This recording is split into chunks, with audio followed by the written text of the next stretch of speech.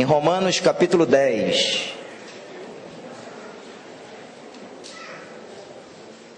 À luz desse texto, nós vamos responder uma pergunta nesta manhã: como ser salvo?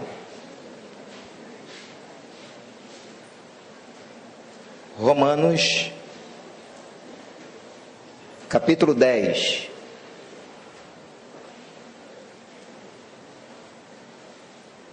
Acharam? Ok?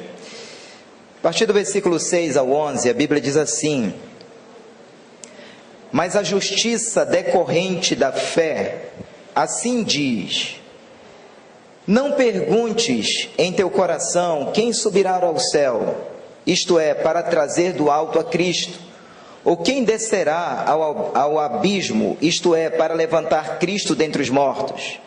Porém que se diz: a palavra está perto de ti, na tua boca e no teu coração, isto é, a palavra da fé que pregamos.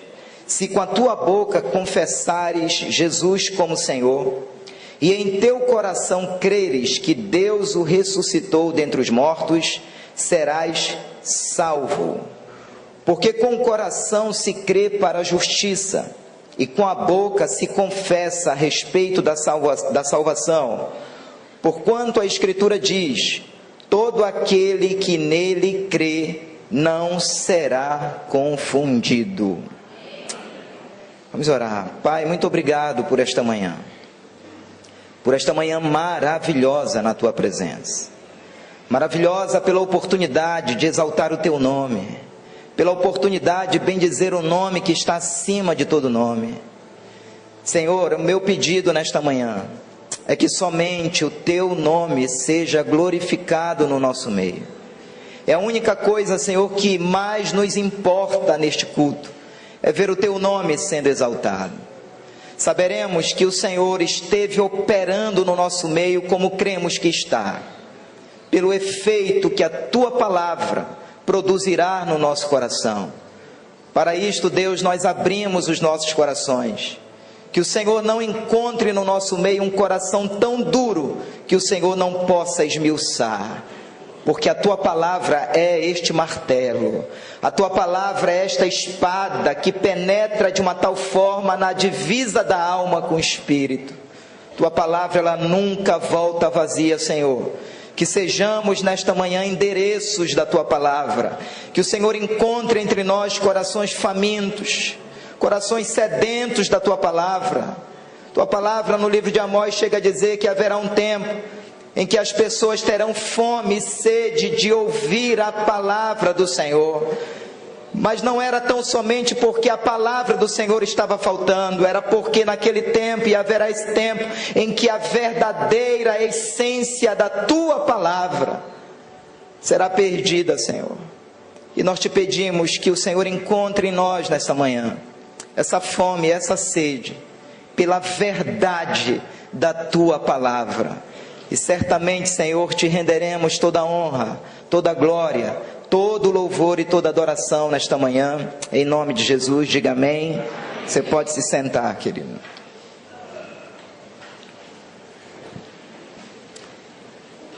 Eu me lembro, era ainda o primeiro semestre do ano de 1992, era uma manhã de domingo lá na Igreja Batista Central, quando o pastor Rosivaldo de Araújo estava ministrando naquele final de semana, no aniversário da igreja.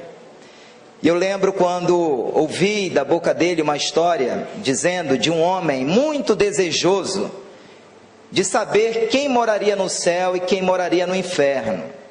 E este homem, numa determinada noite, ao dormir, ele teve um sonho. E nesse sonho, um ser celestial se apresentou para ele, para responder aquele anseio do coração dele. Quem moraria no céu e quem moraria no inferno? Ele foi levado, aquele homem foi levado ao inferno, e logo aquele anjo, aquele ser celestial disse a ele: olha, as pessoas que morarão no inferno são pessoas que frequentaram, eu ressalto aqui, que frequentaram as mais diversas religiões do mundo. E aquele homem, aquele cidadão assustado, perguntou: pessoas que frequentaram a Assembleia de Deus estarão no inferno? E aquele ser celestial disse: estarão. Que frequentaram a Igreja Batista estarão no inferno? Estarão. Que frequentaram a Igreja Católica, que frequentaram o Espiritismo. E ele foi citando todas as religiões, e mais triste aquele homem ficou, quando soube que até mesmo a própria religião, pessoas que frequentaram a religião dele, também estariam um dia no inferno. Então ele foi levado ao céu por aquele ser celestial, e chegando lá ele perguntou: pessoas que frequentaram a Assembleia de Deus estarão aqui no céu? O anjo disse que não. Que frequentaram o Batista estarão no céu? Ele disse que não. Que frequentaram o catolicismo, o espiritismo, e foi citando tudo quanto é religião. E aquele ser disse que não. E mais assustado ainda, aquele homem perguntou: anjo, quais são as pessoas que viverão eternamente no céu? E prontamente aquele anjo disse: entrarão nos céus somente aqueles que foram lavados e comprados pelo sangue do Cordeiro. E eu me lembro, ouvindo essa ilustração do pastor Rosivaldo de Araújo, isso naquela época chamou a minha atenção para o fato de que não basta frequentar uma igreja. Não basta frequentar uma igreja. Diante dessa pergunta, o que devo fazer para ser salvo? Esse texto que nós lemos, ele responde categoricamente, com todas as letras, com todos os detalhes. Eu chego a lembrar de uma história que está lá em Atos capítulo 16, o apóstolo Paulo, juntamente com Silas, eles estavam numa viagem missionária, numa cidade chamada Troade. E ali naquela cidade, a glória de Deus estava sobre eles, a presença do Senhor, eles estavam pregando o Evangelho no poder do Espírito Santo. E a Bíblia diz, a Bíblia relata que naquela cidade havia uma jovem possuída por um espírito de adivinhação. E quando Paulo e Silas caminhavam pelas ruas daquela cidade, aquela jovem diariamente ia atrás deles, dizendo assim pelas ruas: estes homens são servos do Deus Altíssimo e eles anunciam o caminho da salvação. Todo dia, essa jovem possuída por um espírito de adivinhação ia declarando isso atrás de Paulo e atrás de Silas. Até que num dado momento, num determinado dia, Paulo parou diante desta jovem, olhou para ela e disse: espírito maligno, sai dela em nome de Jesus. E aquela moça, aquela jovem, foi literalmente liberta, de uma tal forma que aquela jovem, ela dava muito lucro para os seus senhores. E aqueles senhores, revoltados com a libertação daquela jovem, procuraram os magistrados da cidade, procuraram as autoridades, e criou-se um grande tumulto ao redor de Paulo e de Silas, de forma que toda a multidão, juntamente com as autoridades, rasgaram as vestes de Paulo e Silas, e os açoitaram muito naquele dia. Eles apanharam muito naquele dia. Se não bastasse, eles foram levados para o cárcere, eles foram presos naquele dia. E se não bastassem terem sido açoitados e presos, eles foram colocados no cárcere interior, no lugar mais deprimente da prisão daqueles dias. E se não bastasse tudo isso, os pés de Paulo e de Silas foram amarrados num tronco. Era um tratamento que era dado para o pior dos piores naquela época. Mas o texto relata que eles começaram perto de meia-noite a orar e a adorar, a orar e a adorar. Eu quero te dizer, igreja, que nós temos em adorar e orar dois ingredientes poderosos que movem o sobrenatural de Deus sobre a nossa vida. Diga amém. Amém. Perto da meia-noite eles começaram a adorar e a orar. E a Bíblia diz que de repente houve um grande terremoto nos alicerces daquele cárcere, e todas as portas foram abertas e todos os grilhões foram quebrados. E livres, todos os presos ali livres pela glória de Deus, pela presença de Deus. O carcereiro dormindo, quando ele se acorda, ele puxa a sua própria espada para se matar, para dar cabo da sua vida. Quando Paulo olhou que ele iria se suicidar, Paulo disse: não faça isso. Aquele homem, diante daquele cenário do sobrenatural de Deus, diz a Bíblia que ele se prostra diante de Paulo e de Silas, dizendo: senhores, o que hei de fazer para ser salvo? Paulo disse: crê no Senhor Jesus e serás salvo tu e a tua casa. Paulo começa então a pregar o evangelho, começa a pregar a palavra da fé, e naquele dia toda a casa do carcereiro foi salva para a glória do nome do Senhor. Por que eu estou citando essa história aqui, queridos? Porque são nos momentos dos apertos da vida, são nos momentos do desespero da vida, que esse grito da alma de todo ser humano se acentua dentro dele. Porque esse grito, esse pedido, esse desespero, o que hei de fazer para ser salvo? É o grito que está contido na alma de todo ser humano. E é no momento de aperto, é no momento de desespero, que esse desejo por algo maior, que esse desejo pela presença de Deus vai se acentuando no coração do homem.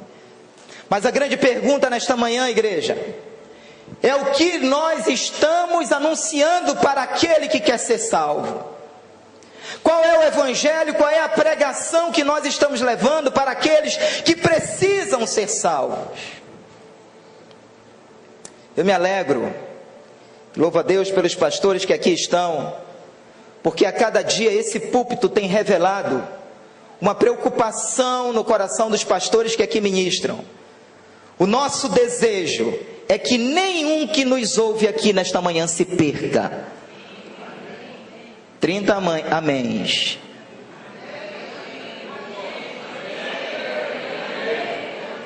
O nosso desejo é que nenhum aqui nesta manhã se perca. Nós queremos ver cada ovelha deste rebanho no céu. Mas que palavra nós estamos anunciando para aqueles que perecem? Porque nunca houve na história da igreja evangélica um tempo tão conturbado como os dias de hoje, onde nós estamos diante de um evangelho diluído, de uma fé misturada, de uma fé comercializada. E mais do que nunca, queridos, se faz necessário que ouçamos o evangelho que nos levará ao céu. Pastor, por que o Senhor não trouxe uma pregação hoje como ser próspero, como ser curado, como ser liberto? Sabe por quê? Porque quando você é salvo, você tem tudo isso para a glória de Deus.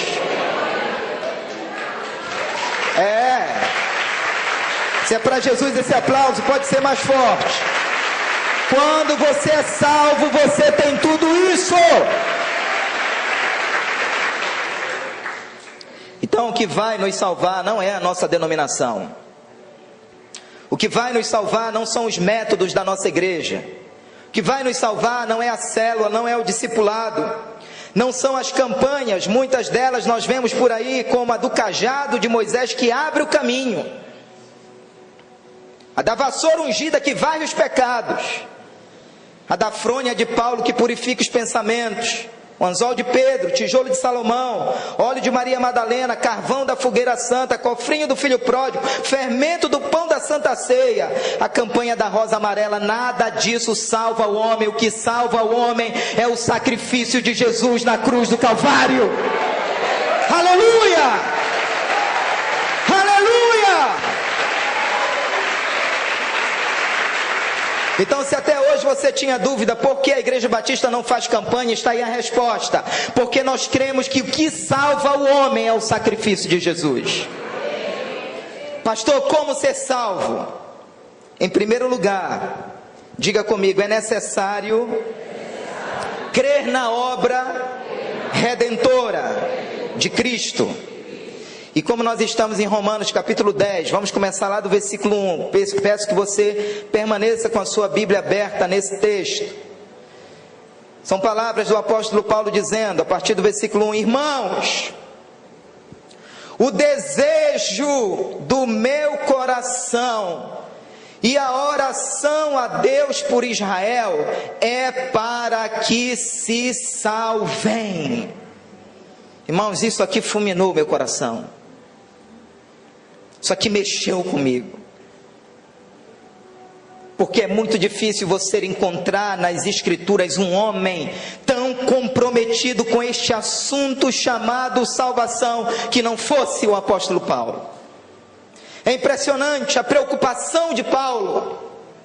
É impressionante a oração que ele fazia a Deus aqui por Israel.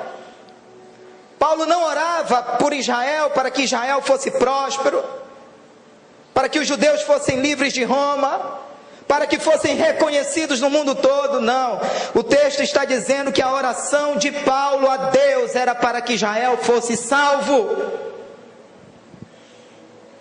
Nós vemos isso claramente nos escritos de Paulo, nós vemos isso claramente nos ensinos de Paulo, nós vemos isso claramente nas súplicas que Paulo faz no decorrer das Escrituras. Paulo era um pregador consumido por esse desejo de ver a sua geração sendo salva.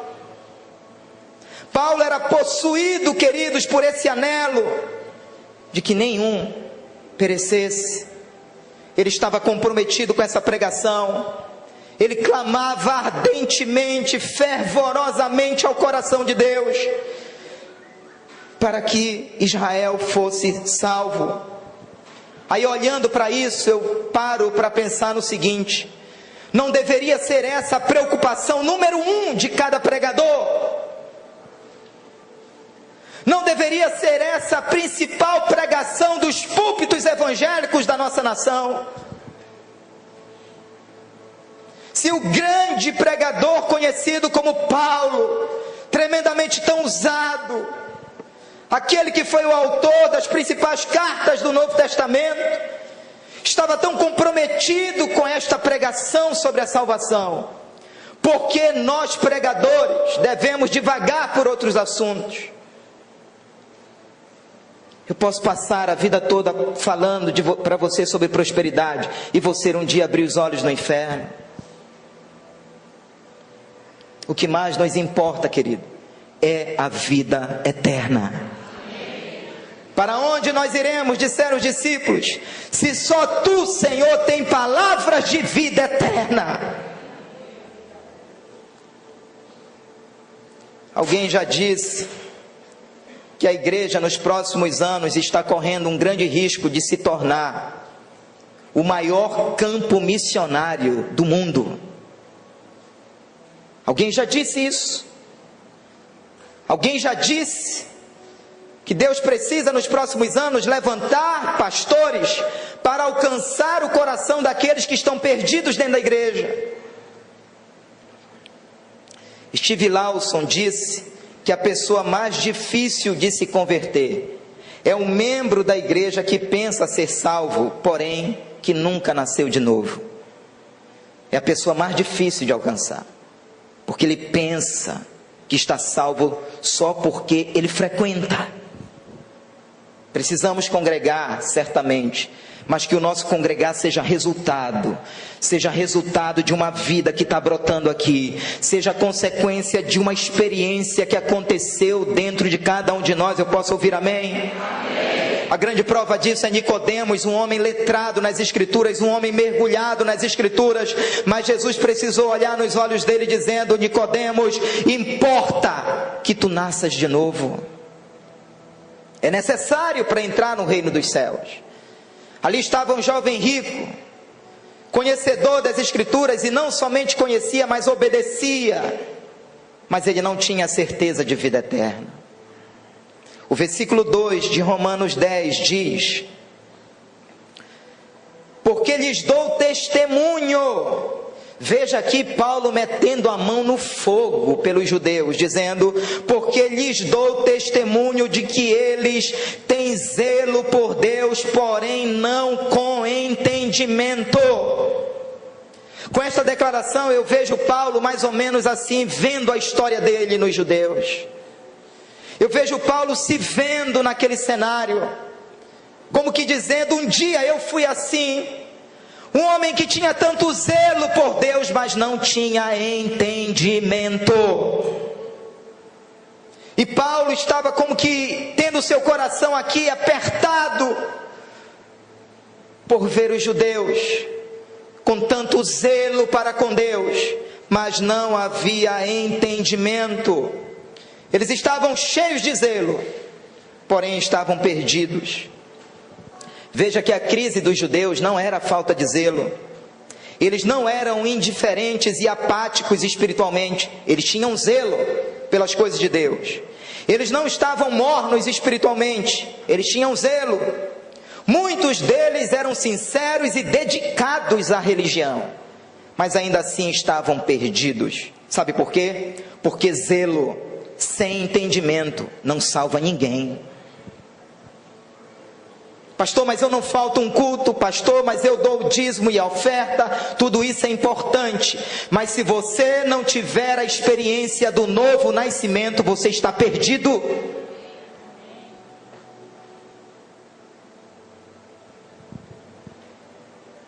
Devoção sem obediência da verdade é utopia. Na igreja eu sou uma coisa, mas lá fora eu sou outra. Isso é utopia. É utopia. Eu me lembro uma época conversando com um jovem que estava com um brinco na orelha, e ele ministrava no altar, e eu falando para ele da importância do testemunho dele, ele disse assim: pastor, mas quando eu estou no altar eu não uso. E eu disse prontamente para ele: a sua vida é um altar.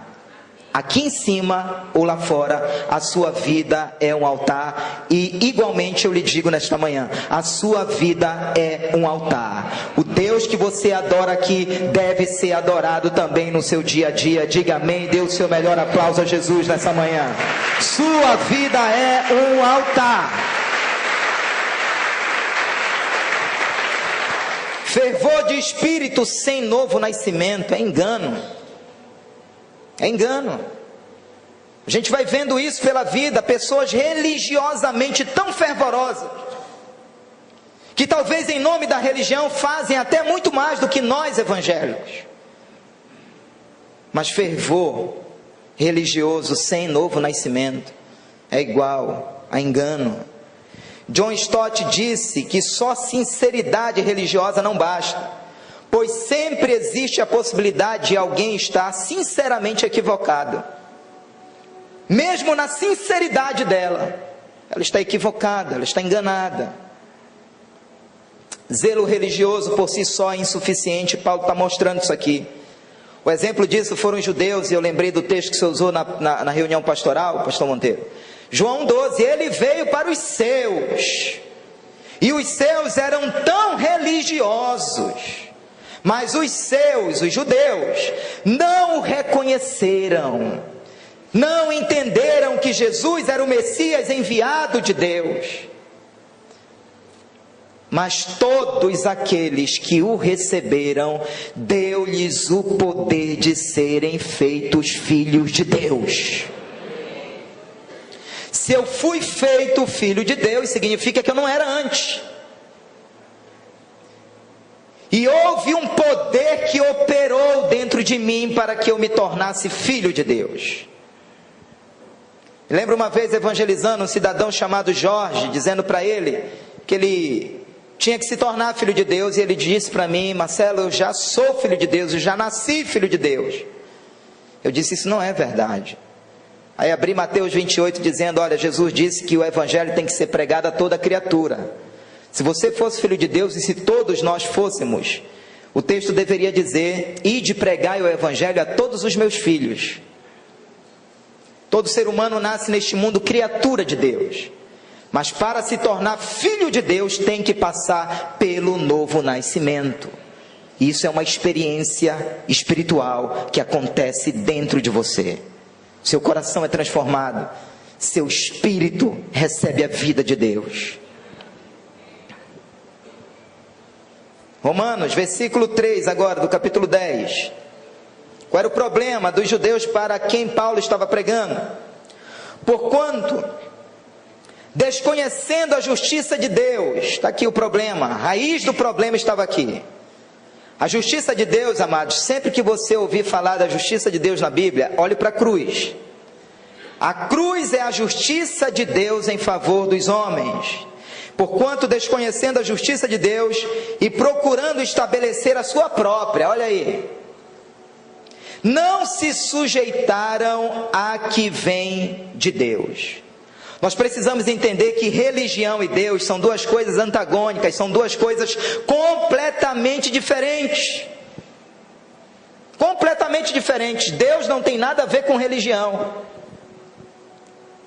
Cristianismo é a própria vida de Deus operando em nós. Diga amém. Própria vida de Deus. Jesus não disse eu vim trazer religião, ele disse eu vim trazer vida e vida em abundância. Então os judeus, eles tinham regras religiosas, sim ou não? Eles tinham cerimônias, sim ou não? Eles tinham formas religiosas? Eles tinham liturgias? Mas eles não criam na justiça de Deus. Eles rejeitaram Jesus. Eles não acreditavam que Jesus era o Messias enviado por Deus e por isso eles estavam perdidos. O que nos transparece aqui é que eles honraram mais as tradições do que a Jesus. Eles honraram mais as cerimônias religiosas do que a Cristo. E a gente vê isso na vida de Elias, o sacerdote. Ele honrou mais os seus filhos do que a Deus. Mais os seus filhos do que a Deus. Todos nós corremos esse risco, queridos, de honrarmos mais aquilo que nós fazemos lá no secular do que as coisas de Deus. De honrarmos mais o dinheiro que nós temos lá no banco, na conta corrente, do que na atitude de ofertar na casa do Senhor. Todos nós corremos esse risco de honrar mais a denominação do que honrar a Deus, de honrar mais um método do que honrar a Deus. Considere, por exemplo, os adeptos do islamismo. Eles passam horas e horas. Para quem não sabe, os muçulmanos, eles têm 5 períodos de oração no dia. É obrigatório. Aonde eles estiverem, eles param. Se preciso for, eles dobram o joelho. Eles oram. Eles têm uma prática diária de ler o Alcorão, porque o alvo de cada um deles é decorar letra por letra. Tanto fervor religioso, mas não salva ninguém. Se nós formos olhar para o hinduísmo também, todos os seus membros, eles orbitam em torno das tradições do hinduísmo, da qual o principal deles é o karma, mas ainda assim estão perdidos. Se formos olhar para o budismo, todos os seus membros, eles orbitam em torno das tradições do budismo, no qual o principal deles é a nirvana, mas estão perdidos. Se formos olhar aqui para o judaísmo, todos os seus praticantes orbitam em torno de um padrão ético baseado na lei, mesmo assim eles continuam perdidos. Nós não podemos confundir zelo religioso com o conhecimento verdadeiro da palavra do Senhor. Cristo é mais do que religião, queridos. Cristo é mais do que religião. Cristo é mais do que religião. Cristo é mais do que religião. O versículo 4 de Romanos 10. Porque o fim da lei é Cristo, para a justiça de todo aquele que crê. Paulo está dizendo aqui que aquilo que aconteceu na cruz colocou um ponto final em toda e qualquer esforço humano para se obter a salvação. Aquilo que aconteceu na cruz é tudo que nós precisamos para ser salvo. Colocou um ponto final em qualquer tipo de mérito humano para se obter a salvação. Nossa salvação não decorre da nossa própria justiça, dos nossos méritos pessoais, dos nossos atos de moralidade, de espiritualidade, não. A nossa salvação decorre na fé que temos na obra redentora de Cristo Jesus. é a nossa fé postada na cruz que nos salva. Posso ouvir amém? Amém. Agora veja, se naquela época havia zelo sem entendimento, eu receio que nós estejamos vivendo um tempo em que temos muito entendimento, mas tem faltado zelo no nosso meio. Eu receio que estejamos vivendo uma época em que temos muito conhecimento da palavra, mas esteja faltando fervor no nosso meio. Uma época em que temos o ouro e a prata, mas está faltando no nosso meio levanta e anda. Uma época em que nós temos fé na pessoa de Jesus, mas está faltando a alegria da salvação no nosso meio. Queridos, nós precisamos equilibrar tudo isso dentro de nós. Eu sou salvo e eu externo a alegria dessa salvação na minha vida. Eu tenho conhecimento de Deus e eu tenho muito fervor quando eu prego a palavra do Senhor para outros. Porque aquilo que eu creio precisa estar alinhado com o meu dia a dia, com o meu falar, com o meu olhar, com o meu pensar, com o meu agir, com o meu comportamento. Versículo 5 de Romanos 10. Ora, Moisés escreveu que o homem que praticar a justiça decorrente da lei viverá por ela. Paulo está dizendo, tudo bem, se vocês querem viver assim, praticando a justiça decorrente da lei, então vivam assim. Mas se alguém quer viver assim, tem que obedecer todas as exigências da lei, o que foi impossível para todos os homens. Porque nunca se encontrou ninguém na face da terra, exceto Jesus, que tenha cumprido toda a lei. Jesus Cristo foi o único que cumpriu toda a lei. Quando nós estamos em Cristo, nós podemos dizer que nós igualmente cumprimos a lei em Cristo. Diga amém. Tudo que aconteceu em Jesus, aconteceu conosco quando nós estamos nele. Quando ele morreu na cruz, eu estava morrendo com ele. E quando ele ressuscitou, eu também ressuscitei com ele. Quando ele se assentou à destra de Deus, igualmente, nós nos assentamos com ele. Aleluia!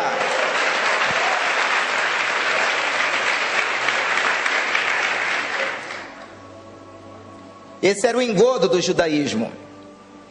Porque eles acreditavam que podiam cumprir algo que era impossível para o homem, cumprimento da lei. E eles acreditavam nisso, sinceramente.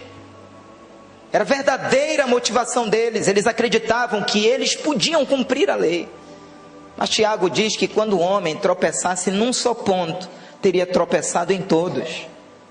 Não foi encontrado na terra um justo sequer. Então não é por aquilo que eu faço, é por aquilo que ele fez. Cristianismo não é tenho que fazer, tenho que fazer, tenho que fazer. Cristianismo é já foi feito, já foi feito, já foi feito. Precisamos entender isso. Essa vida de Deus que ocorreu ali na cruz, que trouxe a nossa salvação, precisa ser uma explosão dentro de cada um de nós. Então Paulo, ele começa a incentivar os romanos, os judeus, a crerem da forma correta. No versículo 6 e 7, ele diz isso. Mas a justiça decorrente da fé, assim diz, não perguntes em teu coração quem subirá ao céu, isto é, para trazer do alto a Cristo, ou quem descerá ao abismo, isto é, para levantar Cristo dentre os mortos. Paulo está dizendo aqui que ao contrário do legalismo da lei, que fechava a porta do céu para os pecadores, a justiça que vem da fé, ela escancarava a porta para os pecadores. Paulo estava mostrando isso aqui. Era como se Paulo estivesse dizendo, olha, parem de cogitar no coração de vocês o desejo de quererem ir para o céu, de querer ir para o céu. Como se dissessem assim, Jesus, volte novamente e pregue tudo de novo, e faça tudo de novo, para que tenhamos a oportunidade de crer. Era como se os judeus estivessem dizendo assim, nós precisamos subir ao céu e trazer Cristo de novo. E Paulo estava dizendo que não precisava nada disso. Não precisava eles descerem ao abismo para se certificar de que Cristo havia ressuscitado. Não precisava nada disso. A única coisa necessária aqui era crer. A única coisa que eles precisavam fazer aqui era crer. Crer. Crer. Fé na obra de Jesus. Se você for numa cidade da Turquia chamada Meca, você vai encontrar os ossos mortais de Maomé, um dos maiores líderes religiosos que já existiu. Mas se você for em Jerusalém, no lugar onde provavelmente Jesus foi sepultado, a sepultura está ali com uma placa dizendo: Ele não está aqui, Ele ressuscitou. E nós precisamos como igreja crer nessa verdade, crer nessa verdade, crer nessa verdade. É a única verdade que nos salva. É a crença na morte e na ressurreição do Filho de Deus. Paulo estava dizendo que a salvação não está num horizonte longínquo, inalcançável, mas está perto de nós. Perto de nós. Você vê aqueles dois homens ao lado de Jesus na cruz, tão pertos do inferno, mas ao mesmo tempo tão pertos do céu. Um deles tão perto do inferno, naquele último momento, ouviu de Jesus: ainda hoje estarás comigo no paraíso. Salvação, queridos, está tão perto de nós. Você que me ouve aqui nesta manhã, não deixe a salvação escapar das suas mãos, porque hoje é um dia de oportunidade, em que você pode reconhecer que precisa de Jesus. O versículo 8 e 9 de Romanos 10 diz: porém que se diz, a palavra está perto de ti, na tua boca e no teu coração, isto é, a palavra da fé que pregamos. Note aqui que não é a palavra da lei que Paulo pregava, é a palavra da fé, porque a palavra da lei exigia esforço humano, mas o evangelho que salva exige apenas fé. Por isso nós somos indesculpáveis. Somos indesculpáveis. Para ser salvo, Deus não pediu para ninguém aqui pagar promessa, para ninguém aqui fazer procissão. Então nós somos indesculpáveis porque nós só precisamos crer. Tão fácil, tão simples para todos. Esse crer envolve arrependimento. É quando eu reconheço que Adão, ele pecou lá no Éden, foi separado de Deus e fomos juntos, porque nós descendemos de Adão. E a obra de Jesus na cruz foi para nos levar de volta ao Senhor, foi para nos trazer de volta ao Senhor. Quando eu entendo isso e coloco a minha fé nisso, neste momento acontece uma das obras mais extraordinárias na vida do homem. Ele recebe a vida de Deus. Ele recebe a vida de Deus. Tudo que precisamos, queridos, é entender que a justiça de Deus funciona assim, vem pela fé. Nós não precisamos de obras religiosas para ser salvo, pagar promessas, fazer penitência religiosa, procissões atrás de imagem. Nós precisamos reconhecer o nosso estado de depravação pecaminosa, crer em Jesus e repousar na obra da cruz. Isso é descanso para as nossas almas. Quando Jesus bradou, está consumado, ele se assentou, acabou. Ele se assentou, acabou. Era a única mobília que não tinha no tabernáculo na época da lei. Era a única coisa que não tinha cadeira. Era a única coisa que o sacerdote não fazia, era se sentar. Todo o tempo fazendo, sacrificando, entrando no átrio.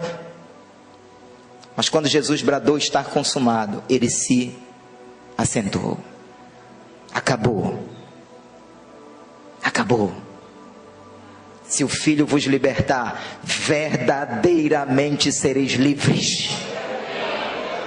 Livres.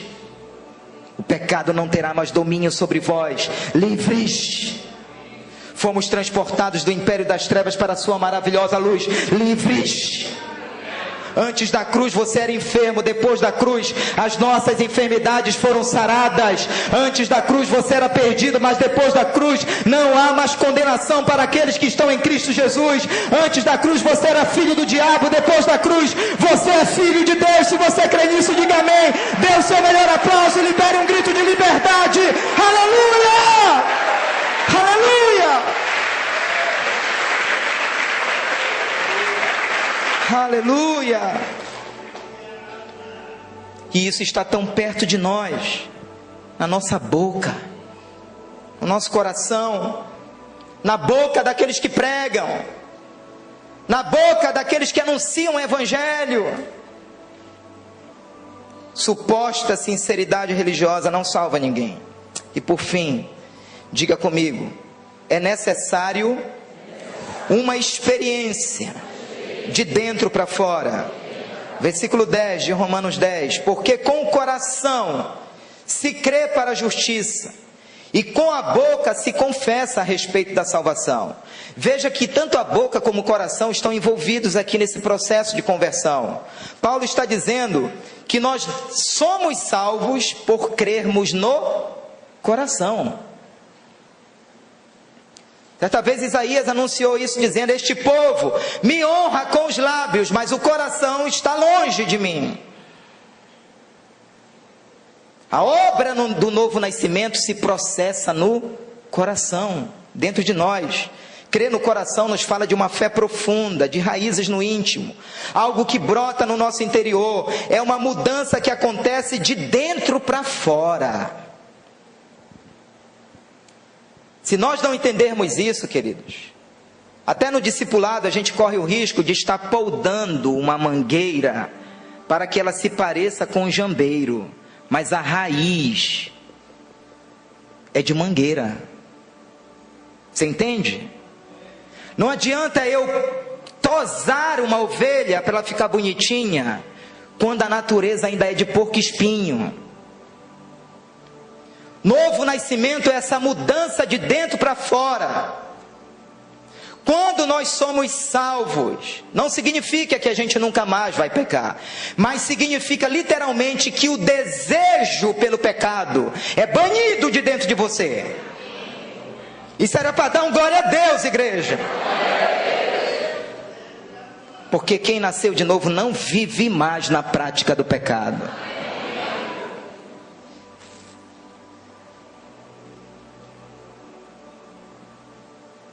Conversão da boca para fora não existe, irmãos. Não existe. Tem que envolver o coração. Mas eu já orei. Mas se não moveu o coração, se não creu lá no coração, algo de dentro para fora, coração regenerado. Mateus 7 fala isso claramente: Senhor, mas em teu nome eu fiz isso, em teu nome, apartai-vos de mim, eu nunca vos conheci. Eles tinham a confissão, mas não tinham a conversão. Eles tinham a declaração, mas eles não tinham a regeneração. Vós que praticais a iniquidade, está lá em Mateus 7. Crer por crer, até os demônios o fazem. Tiago 2,19. Crês tu que Deus é um só? Fazes bem.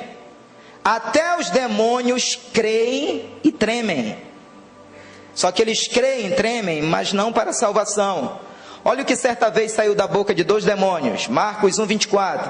Que temos nós contigo, Jesus Nazareno? Vieste para perder-nos. Olha o que o demônio disse: bem sei que és o Santo de Deus.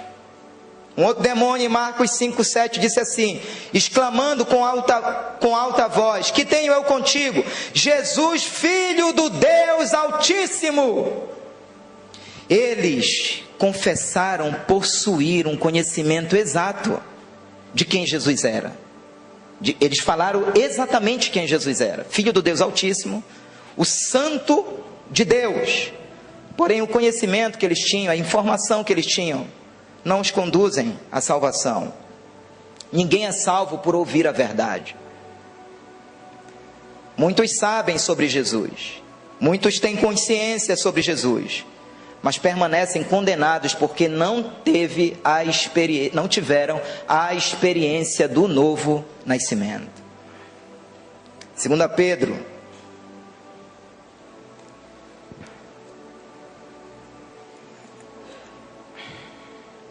tem um texto muito interessante. Olhei para o relógio para ver se o tempo permite.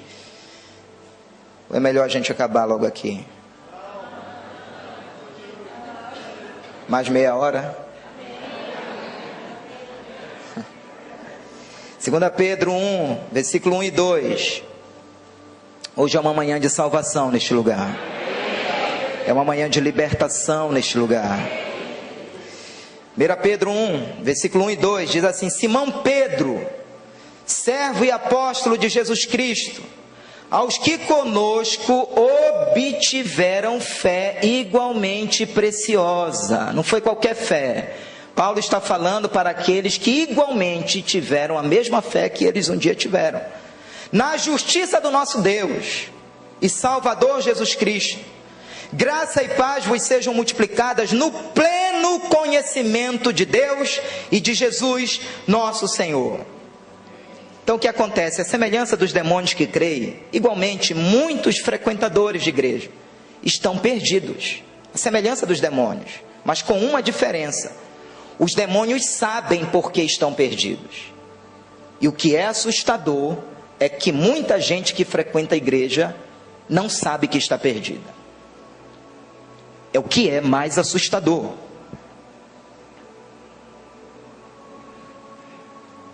1 Coríntios 10, 12 chega a dizer: aquele que pensa, ele não está de pé, ele pensa que está, cuidado para que não caia. O texto não é aquele que está de pé, é aquele que pensa que está de pé, cuidado para que não caia. Pastor, mas eu fiz a oração do pecador um dia, mas se não teve o novo nascimento em você, você não está salvo, porque verdadeira conversão produz transformação. Produz transformação. Pastor, tem um teste assim para eu saber se nasci de novo? Tem. Pela árvore se conhece o fruto. Novo nascimento é mudança de raiz. É mudança de raiz.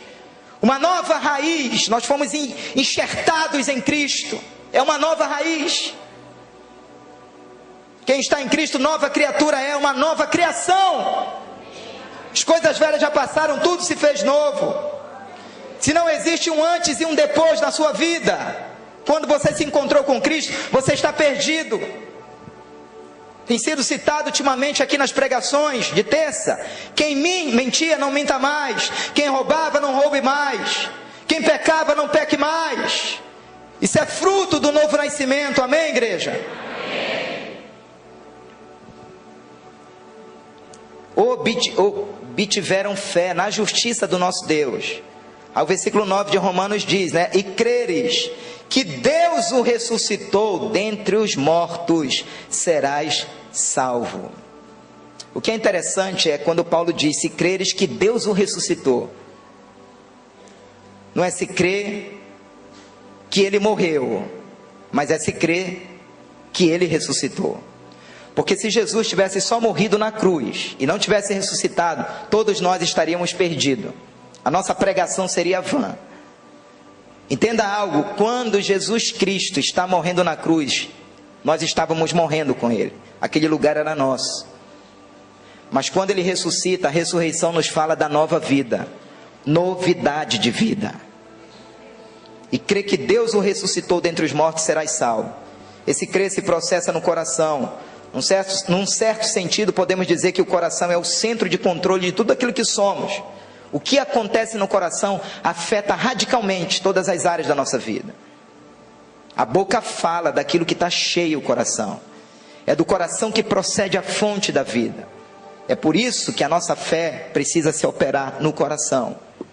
E por fim, o versículo 9 diz: se com a tua boca confessares Jesus como Senhor. Perceba o quanto esta declaração aqui é específica. Não é uma confissãozinha, mas é uma confissão do seu senhorio absoluto. Não é uma confissão de Jesus como Salvador, mas é uma confissão de Jesus como Senhor. Isso significa que depois que você confessa Jesus como Senhor, você agora tem um dono. Não são mais as nossas vontades, não é mais o nosso querer, aquilo que nós achamos e pensamos, é aquilo que Ele quer. Então não dá para dizer que Jesus é o seu Senhor, se você continua ainda gerenciando a sua vida como lhe apraz. Você não está salvo se Jesus não gerencia a sua vida. Porque a confissão aqui, se com a tua boca confessares Jesus como Senhor, Senhor. Se a nossa vontade ainda não morreu para o mundo e o pecado, isto é uma forte evidência de que Jesus ainda não se tornou o nosso Senhor. Como eu posso dizer que a minha conversão é genuína, se a nossa conversão é genuína, se nós ainda gostamos das baladas, das músicas mundanas, da cachaça, da prostituição, do adultério, das amantes, sensualizamos o corpo, não dá para dizer que a nossa conversão é genuína, se o nosso coração ainda está no mundo e no pecado. São com essas palavras nesta manhã que nós estamos aqui abençoando a tua vida, porque o desejo do corpo pastoral dessa igreja é que você vá para o céu.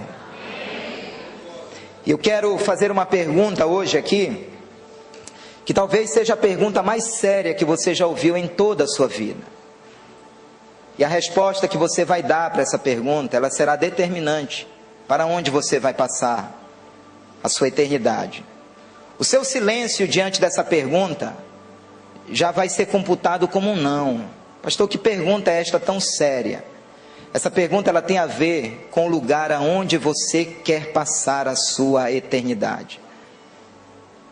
E só tem uma maneira de você passar a eternidade com Deus, reconhecendo Jesus Cristo como Salvador e Senhor. Ele é o único caminho, a verdade e a vida. Isso não tem nada a ver com religião, nada a ver. O Evangelho, ele foi anunciado para você aqui nesta manhã. Você só precisa entender que Adão, quando pecou, você foi junto. Nós pecamos juntamente com Adão, porque descendemos dele. Mas há mais de 2000 anos atrás, Jesus Cristo veio à cruz para nos levar de volta para o lugar de onde nós nunca deveríamos ter saído, que é o lugar da comunhão com Deus, do relacionamento com Deus, da presença de Deus.